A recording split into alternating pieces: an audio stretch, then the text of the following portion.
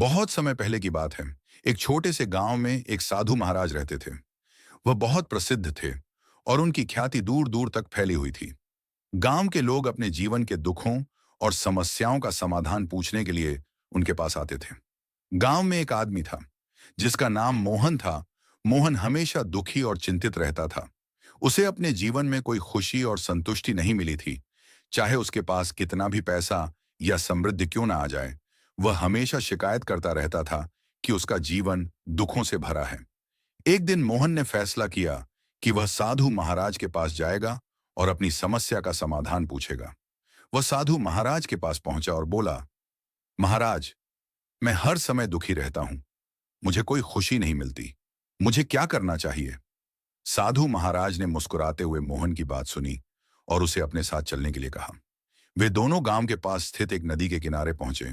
महाराज ने नदी के किनारे पड़े बड़े पत्थर को उठाने के लिए मोहन से बोले।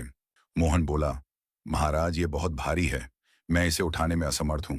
साधु महाराज ने मुस्कुराते हुए कहा, ठीक है, अब इस पत्थर को वहीं छोड़ दो और मेरे पास आओ। मोहन वापस साधु महाराज के पास आया।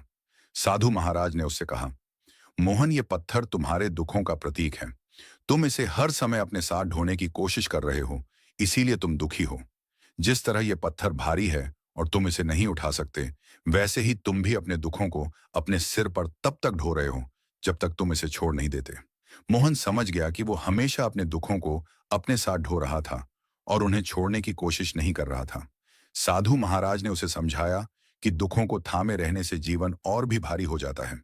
हमें उन दुखों को अपने मन से छोड़ना आना चाहिए, तभी हम सच्चे सुख का अनुभव कर सकते हैं। साधु महाराज ने कहा, दुख और सुख हमारे मन की अवस्था है।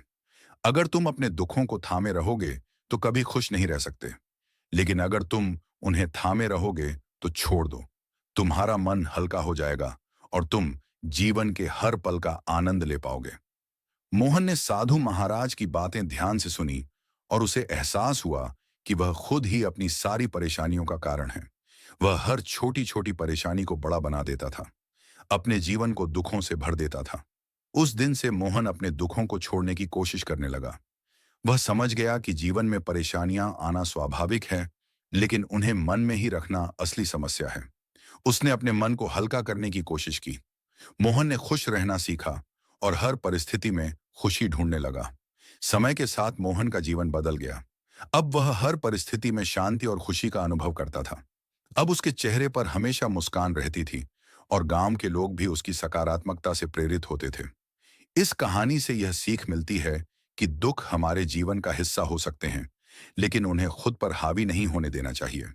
जब हम अपने दुखों को छोड़कर जीवन की कठिनाइयों को नए नजरिए से देखने की कोशिश करते हैं, तो हमें सच्ची खुशी और शांति का अनुभव होता है।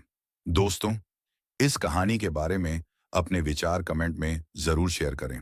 धन्यवाद।